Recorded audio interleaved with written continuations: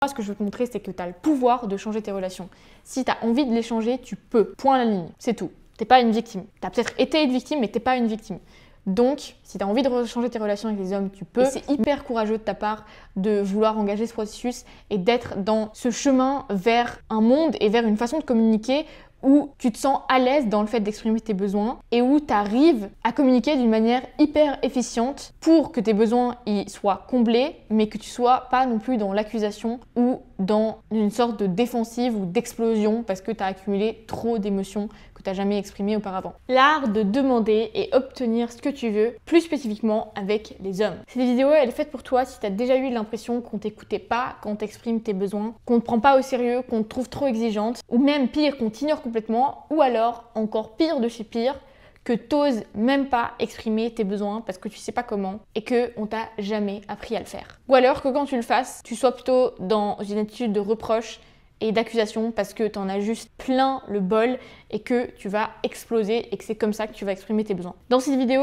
je vais t'expliquer exactement comment tu peux formuler tes demandes clairement et fermement parce que le but, c'est pas de se faire marcher dessus, mais sans pour autant paraître autoritaire, agressive ou alors dans le reproche. Parce que demander, c'est vraiment un art, ça prend aussi du temps, mais pour ça, il faut commencer quelque part et c'est ce qu'on va faire aujourd'hui. Tout d'abord, pourquoi est-ce que c'est si difficile de demander ce qu'on veut, surtout en tant que femme? La première, c'est la peur du rejet et la peur du conflit. On est beaucoup de femmes à pas vouloir entrer dans des conflits, à les éviter et à tout faire pour pas entrer en confrontation. Et on va éviter aussi du coup de formuler nos besoins parce qu'on pense que ça va mener à une forme ou une autre de rejet ou à une forme ou une autre de confrontation. On a peur que l'autre personne elle dise non, qu'elle se moque ou que ça crée des tensions dans la relation. En fait, on n'a pas envie de faire de vagues par peur que ça puisse se retourner contre nous. Et ça, c'est vraiment un narratif qui dure, j'ai l'impression, depuis des siècles où nos mamans, nos grands-mamans, nos arrière-grand-mères, peu importe, avaient l'habitude de se taire et de juste jamais s'exprimer sous peine d'être réprimandées. Et là, je dis réprimandé, mais il y a une certaine époque où c'était un peu plus pire que réprimandé, c'était littéralement le bûcher. Donc, c'est pour ça que c'est vraiment ancré et que c'est encore plus difficile parce qu'il y a une mémoire transgénérationnelle aussi qui reste en tant que femme où on va encore moins oser exprimer nos besoins. On va plutôt attendre que l'autre y devine, surtout l'homme en face devine, et on va finir frustré quand ça n'arrive pas, ce qui est la plupart du temps le cas. La deuxième raison pour laquelle c'est si difficile de demander ce qu'on veut ou de poser nos limites, ça va aussi un peu ensemble, c'est les croyances limitantes sur le fait et même sur le terme demander. Et il y en a beaucoup d'entre nous qui ont grandi avec l'idée et qui ont appris, à qui on a appris plutôt, que demander quelque chose c'est être dérangeante, c'est être malpoli, c'est être exigeante, c'est être trop, c'est être demandante, un peu dans cette énergie de j'ai besoin. Et du coup, c'est mieux de pas le faire et de faire comme si tout allait bien, même si tout va pas bien, de jamais demander quoi que ce soit. Et donc, ce qu'on va faire à la place, c'est qu'on va rien dire, on va accumuler du ressentiment encore et encore et encore, de la colère, de la tristesse, de la frustration, de la déception, et un jour, on va exploser. Et c'est ce jour-là où notre relation, elle vole en éclats et que la personne en face, l'homme en face, il comprend absolument pas ce qui se passe parce que en fait, c'est la première fois que ça jaillit comme ça au grand jour de manière claire. Même si toi, tu te dis, ça fait des années littéralement qu'il aurait dû remarquer ça. Sauf que malheureusement, quand tu le comprends pas et heureusement quand tu le comprends, hommes et femmes, on fonctionne pas de la même manière. Et donc, les sous-entendus qui fonctionneraient avec une femme, ça fonctionne pas toujours et même rarement avec un homme. D'où le fait et d'où l'importance surtout d'apprendre à poser ses limites, à exprimer ses besoins de manière claire, sans pour autant être dans une attitude de reproche. Et la troisième raison que je vois pour laquelle c'est si difficile de demander ce qu'on veut, c'est le fait qu'on ne sait pas comment faire et que du coup, les seules fois où on a osé s'exprimer, on l'a fait de façon maladroite et on s'est un peu fait tailler pour l'avoir fait de cette manière-là. Parce que très souvent, c'est pas ce qu'on dit qui est problématique, mais c'est comment est-ce qu'on va le dire, comment est-ce qu'on va l'amener. Parce que finalement, si ta demande, comme je l'ai dit avant, elle ressemble à un reproche ou à une accusation, il y a de très grandes chances que l'autre il se braque et que du coup tu ne voyais pas les résultats que tu espérais et que donc tu dises finalement de toute façon ça sert à rien que je dise quelque chose parce qu'il n'y a rien qui se passe en face, il n'y a jamais rien qui bouge et de toute façon il est borné et de toute façon c'est mieux que j'aille chercher une autre relation. Bon, peut-être c'est vrai et peut-être aussi que si tu changes un petit peu ta manière de communiquer, ça peut aller beaucoup mieux. Je dis pas ça pour t'accuser, je dis pas ça pour te remettre la faute dessus, je dis pas ça pour le protéger lui, Je dis juste ça pour que tu puisses comprendre ce qui se passe, avoir une palette de différentes possibilités et ensuite c'est à toi de juger est-ce que c'est adéquat à ta situation ou est-ce que c'est pas adéquat à ta situation. Ça se trouve, tout ce que je dis, ça a rien à voir avec ta situation et c'est pas du tout comme ça, et t'es avec un pervers narcissique et du coup là c'est pas toi qui a besoin de faire des efforts de communication. C'est pour ça que c'est bien que tu prennes les choses qui te parlent, tu laisses les choses qui te parlent pas, mais c'est pas le sujet du jour, donc on va continuer en voyant les 3 erreurs à éviter quand on fait une demande. La première, c'est d'être flou ou d'être indirect. Et quand je dis les 3 erreurs qu'on fait, c'est les 3 erreurs qu'on fait quand on fait une demande à un homme ou qu'on pose ses limites avec un homme. C'est d'être flou ou d'être indirect ou de faire des sous-entendus, c'est le pire truc, il faut arrêter ce délire de sous-entendus. Ça marche d'une femme à une autre femme, mais avec un homme, le 90% ou le 80% des cas, tu vas être déçu. Donc si tu tournes autour du pot ou que tu vas rester vague, tu vas rester dans une forme d'abstraction, l'autre il va pas vraiment deviner ce que t'attends. Si par exemple tu lui dis j'aimerais que tu sois beaucoup plus présent, ben d'accord, il a entendu et peut-être qu'il a envie d'être plus présent pour toi, mais en fait qu'est-ce que ça veut dire être présent pour toi? Quel est toi, ton langage de l'amour, toi, ta façon et ton désir qu'il soit présent? Comment est-ce que tu l'envisages pour toi? Comment est-ce que tu veux qu'il comble ce besoin-là? Parce que si ça se trouve, il peut combler ce besoin-là pour lui juste en s'asseyant dans la même pièce que toi et en étant sur son téléphone. Bah ok, je suis présent, je suis dans la même pièce que toi. Sauf que pour toi, ça n'a rien à voir. Pour toi, être présent, c'est passer du temps ensemble, sans les téléphones, du temps de qualité, etc. Et peut-être que lui, il n'a pas les mêmes définitions que ça. Donc pour éviter d'être déçu, d'être frustré et d'avoir l'impression qu'on t'écoute pas ou qu'on t'ignore, le mieux, c'est de communiquer clairement. Et oui, bien sûr qu'il y a certains hommes qui comprennent les sous-entendus et qui ont une intelligence émotionnelle hyper grande, qui ont une grande sensibilité et une grande intuition aussi, qui sont très connectés à leur partie féminine aussi, et du coup qui vont pouvoir comprendre ça. Tant mieux si tu es avec un homme comme ça, mais c'est pas le cas de tout le monde, et c'est pour ça que je le dis, pour que tu te sentes pas déçu ou que tu penses pas que c'est juste lui qui est borné ou qui fait exprès de pas te comprendre, quand en fait peut-être que c'est juste qu'il n'a pas compris ou qu'il sait pas tout simplement comment est-ce qu'il doit combler ce désir pour toi. La deuxième erreur à faire, c'est de le formuler sous forme de reproche ou d'accusation. Parce que si ta demande, elle sonne comme une accusation, je peux te garantir que ce soit un homme ou une femme, la personne va immédiatement se mettre sur la défensive parce qu'elle va se sentir attaquée et tu vas rien pouvoir tirer de bon de la discussion, mais vraiment rien. Donc si tu es en mode tu fais jamais attention à moi, ben au fond, ce qui se passe, c'est pas que tu es en train de l'accuser ou que tu essayes de le critiquer ou quoi, c'est que tu es en train d'exprimer un besoin en fait. Ça, on l'a compris. Et probablement qu'une autre femme le comprendrait potentiellement aussi. Mais le problème, c'est que cette formulation, elle met l'autre en faute et du coup, elle va immédiatement activer un mécanisme de défense et de protection de sa part, ce qui fait qu'il va mettre un mur autour de lui et que ça va être impossible de engager une discussion qui soit constructive ou profonde. Et la troisième erreur, et la plus grande, selon moi, parce que c'est vraiment le poison de toutes les relations, c'est d'attendre d'être frustré et d'avoir accumulé tellement de ressentiments pour exploser et que ce soit de cette manière-là que tu exprimes tes besoins. Si tu attends d'être à bout, mais vraiment d'avoir ton réservoir qui est plein, de pas pouvoir accepter une once de plus de déception ou de frustration pour enfin à ce moment-là dire ce que tu veux, enfin dire, peut-être crier, critiquer ou balancer ce que tu veux dire, ta demande, elle a de grandes chances, à moins que tu aies un self-control de malade mental, mais je pense pas parce que de toute façon si c'était le cas, tu l'aurais exprimé avant. Ta demande, elle sera vraiment teintée de colère, de ressentiment et de venin un petit peu, parce que tu vas tellement en avoir, mais ras-le-bol, que ça va être difficile de l'exprimer d'une manière calme, posée, sans sonner comme quelque chose d'accusatoire, parce que t'en peux plus en fait. Et du coup, t'es dans ce mode d'explosion où t'as juste besoin d'exprimer ça. Là, c'est même plus une question de est-ce que je l'exprime, est-ce que je l'exprime pas, comment j'exprime, juste ça sort. Et très souvent, ça sort pas de la manière la plus idéale. Et conséquence, l'autre, il reçoit juste une éruption volcanique ou un tsunami dans la tête auquel il s'attendait probablement pas, au lieu d'un message qui soit clair, qui soit posé, d'une demande qui soit concrète et qui puisse changer vraiment la trajectoire de la relation. Là, ça va changer la trajectoire de la relation, mais pas nécessairement dans le long terme, je peux te dire. La partie que tout le monde attendait, y compris moi-même, j'aurais vraiment bien voulu avoir cette vidéo il y a 3-4 ans de ça. Comment est-ce que tu peux bien formuler une demande et enfin être entendu? Et surtout, en fait, c'est pas non plus qu'une question de formuler la demande, mais c'est surtout une question que la demande, elle soit prise en compte et que ça change. Parce que c'est bien beau de formuler une demande, mais s'il n'y a rien qui se passe après, tu le sais autant bien que moi, on va pas aller très loin. La première, en fait, c'est un peu l'inverse de tout ce que j'ai dit avant, c'est d'être clair et d'être spécifique. Surtout avec un homme. Plus ta demande elle sera précise, plus l'autre, il pourra y répondre efficacement. Et ça va aussi te permettre de faire le tri entre est-ce qu'un homme, il a compris ta demande et volontairement, il n'agit pas, ou est-ce que c'est juste qu'il n'a pas compris ta demande? Parce que, regarde, si tu fais une demande qui est hyper claire, hyper spécifique, prenons un exemple. Si au lieu de dire, on va prendre l'exemple d'avant, est-ce que tu peux être plus présent, tu lui dis, j'aimerais qu'au moins une fois par semaine, on passe du temps ensemble, que les deux, sans nos téléphones. Et pendant minimum 1 heure de temps. C'est clair, c'est spécifique et c'est tangible. Si à ce moment-là, l'homme en face de toi, tu vois qu'il n'y a aucun changement, qu'il ne le fait pas et qu'il ne prend pas le temps ou qu'il ne met pas ça en priorité dans son agenda, évidemment, dépendant du contexte, on est d'accord, mais si tu vois qu'il ne le fait pas, là, il y a une vraie question à se poser et il y a vraiment une discussion qui peut être engagée avec lui en mode « mais je t'ai exprimé ça et pourtant, je vois qu'il n'y a rien qui change ». Évidemment, si c'est le lendemain, bon, un peu de flexibilité. Mais si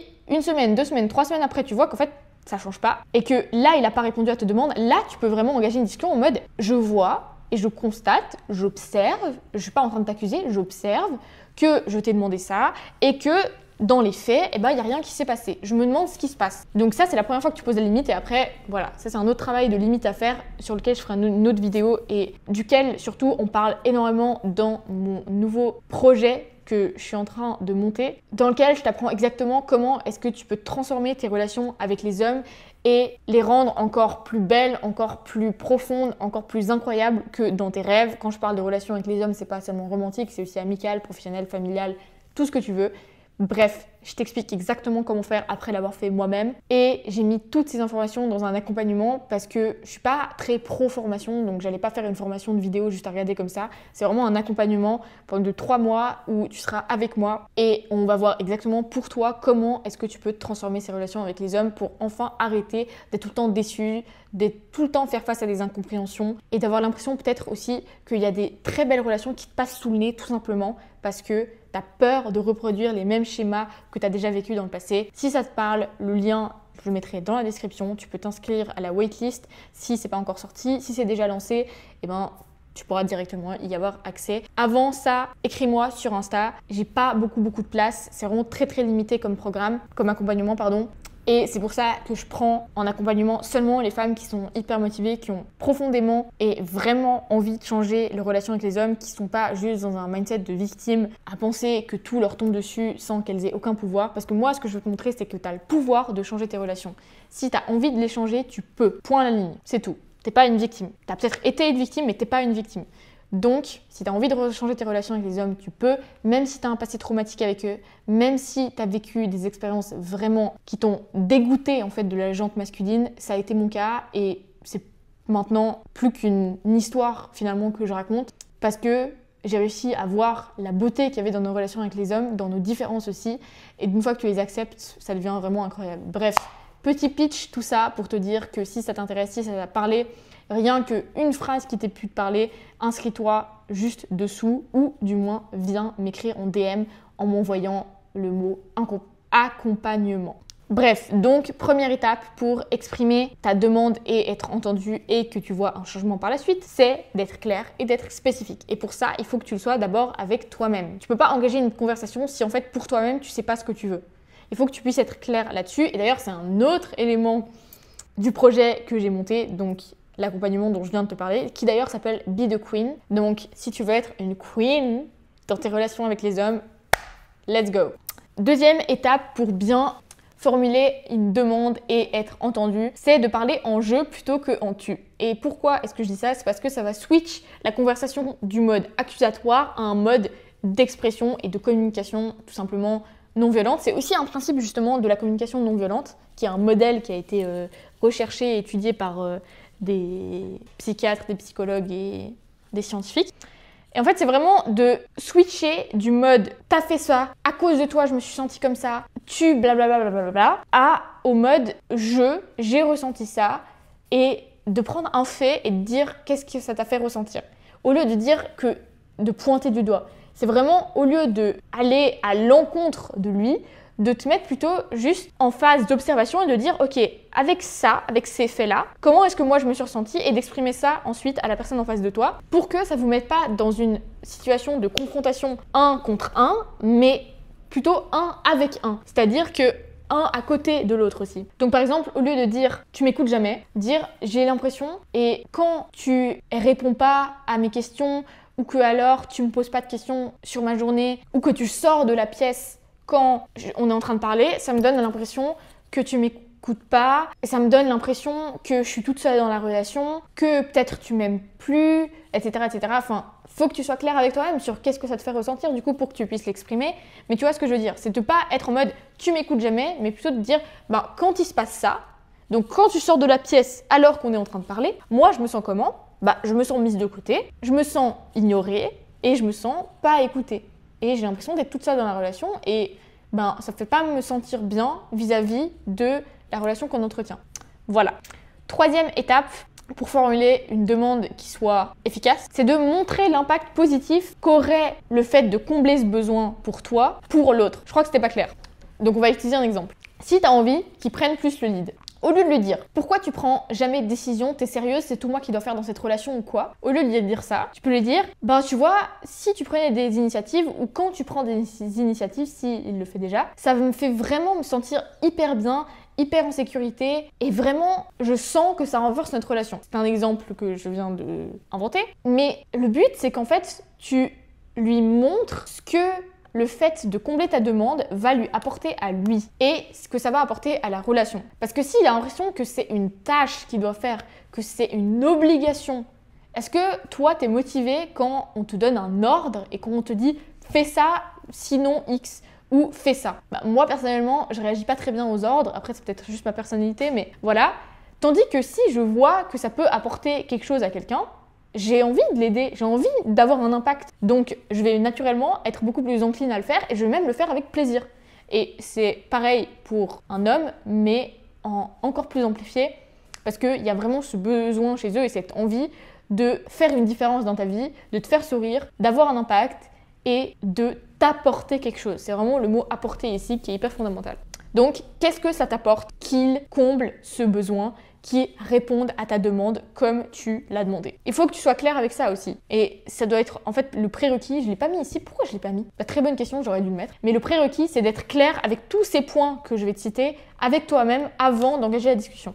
Et la quatrième étape dans le fait d'exprimer tes besoins et de faire en sorte qu'ils soient comblés, c'est de vraiment être reconnaissante quand ils sont effectivement comblés ou quand un de tes besoins, même si tu ne l'as pas nécessairement exprimé ou demandé, est comblé. Et ici, il s'agit vraiment de reconnaître en fait l'effort que l'homme en face de toi il va faire, même s'il est minime, parce que ça va lui donner envie de recommencer et d'en faire plus. Tandis que si tu soulignes seulement le négatif, seulement ce qui va pas, seulement ce pourquoi t'es pas contente et ce que tu as besoin que ça s'améliore, en fait ça crée un peu une spirale négative, alors que si tu prends aussi le temps de souligner tout ce qui va bien, parce que je suis sûre que si tu es encore dans cette relation, à moins que tu sois dépendante affective, il y a des choses qui vont bien.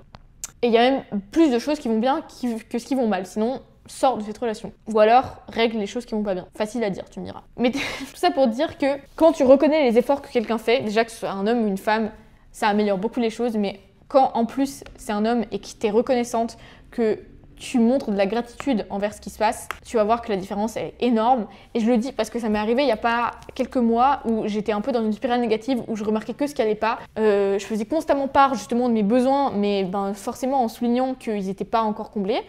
Alors qu'il y avait tellement de choses, et il y a tellement de choses qui vont et allaient bien. Et je prenais pas le temps de souligner et d'avoir de l'appréciation pour ça. Donc vraiment, appréciation, c'est le mot-clé pour cette étape, avoir de l'appréciation pour ce qui est déjà fait, pour donner l'élan en fait de faire encore davantage. Et si tu mets toutes ces étapes en application, je te promets que tu seras plus jamais agacé parce que tu as l'impression qu'on t'écoute jamais ou que tu sais pas comment t'exprimer ou que tu n'arrives pas à t'exprimer et que tu es systématiquement déçu et qu'à moitié comblé dans tes relations. Parce que les hommes, ils peuvent pas deviner nécessairement ce que tu veux. Parfois c'est le cas, mais la plupart du temps c'est pas le cas parce que même déjà que ce soit pas un homme, même une femme, c'est difficile de deviner ce que quelqu'un d'autre veut parce qu'on est chacun des individus hyper différents. Donc, ce qu'il faut que tu comprennes et que tu ancres dans ta tête, c'est que ce qui pour toi peut-être est logique ou ce que tu as sous-entendu déjà des dizaines et des dizaines de fois et qui change pas, c'est pas parce que l'autre il est de mauvaise foi, qu'il fait exprès ou qu'il veut volontairement te décevoir ou te faire du mal, mais c'est généralement que c'est pas clair et que si tu le dis bien, l'autre pourra vraiment faire un pas vers toi et c'est là qu'il y a une dynamique d'évolution qui va se mettre en place et qui va faire que la relation que tu as avec cet homme ou avec cette personne, mais là je parle plus précisément des hommes, va vraiment s'améliorer. Et dans quelques mois, tu vas regarder en arrière, tu vas pas en croire tes yeux. Donc essaye et redis-moi. Cette semaine, ce que je te conseille de faire, c'est d'être au point sur une des demandes que tu as envie d'exprimer, sur un de tes besoins, et de vraiment être au point vis-à-vis de toi-même sur pourquoi est-ce que tu as besoin que cette demande elle soit comblée. Même si ça te paraît logique, même si tu es en mode c'est logique. Peu importe, il faut que tu sois au clair vis-à-vis de toi-même. Parce que tu vas te rendre compte que peut-être en fait, tu as l'impression que c'est clair, mais en fait, c'est pas si clair que ça. Et c'est très souvent le cas. Donc, teste, même si pour l'instant, c'est tout clair. Ensuite, mets-toi au clair aussi sur ce que ça crée chez toi quand cette demande, elle n'est pas comblée et quand tu te rends compte que t'es pas satisfaite. Et entraîne-toi à l'exprimer non pas d'une manière accusatoire, mais d'une manière, j'ai pas envie de dire naturelle, c'est pas le mot, mais non accusatoire, en exprimant simplement ce que toi tu vis dans cette situation et comment est-ce que l'autre il peut changer la donne en faisant X ou Y. Et ce X ou Y, il faut que ça soit précis et tangible et concret, sinon tu peux pas avoir une mesure de ce qui se passe. Et ça, on en a déjà parlé avant. Donc maintenant, une question pour toi. Quelle est une chose, à commencer, parce que je suis sûre qu'il y en a plusieurs, mais au moins une, que tu aimerais demander, mais que tu n'as jamais osé formuler correctement, ou alors que tu as déjà formulé, mais qu'il n'y a jamais eu de changement? Si tu veux me mettre en commentaire la réponse, tu peux, si tu es à l'aise. Sinon, écris-moi sur Insta. Le lien, il est en bio ou alors dans la description de ma chaîne YouTube. Et si tu es ouverte aussi, tu peux me raconter une fois où t'as demandé quelque chose que peut-être c'était pas très bien formulé et que ça a créé un gros malentendu qui s'est amplifié ou alors qui s'est pas amplifié mais un malentendu quand même. Je serais curieuse de savoir. Et bien sûr, si t'as aimé la vidéo, mets un petit pouce en l'air, abonne-toi pour pas rater les prochaines. Rappelle-toi vraiment que demander, c'est un art, ça vient pas juste en un jour, donc c'est normal si au début tu galères, même moi encore maintenant, parce que tu dois déconstruire des années et des années de conditionnement, des siècles de conditionnement en fait, peut-être même des millénaires en fait. Je suis en train de me dire que j'abuse, mais je pense même pas. Des millénaires de conditionnement, donc ça prend du temps et c'est normal et c'est hyper courageux de ta part de vouloir engager ce processus et d'être dans ce chemin vers un monde et vers une façon de communiquer où tu te sens à l'aise dans le fait d'exprimer tes besoins et où tu arrives à communiquer d'une manière hyper efficiente pour que tes besoins y soient comblés, mais que tu sois pas non plus dans l'accusation ou dans une sorte de défensive ou d'explosion parce que tu as accumulé trop d'émotions que tu n'as jamais exprimées auparavant.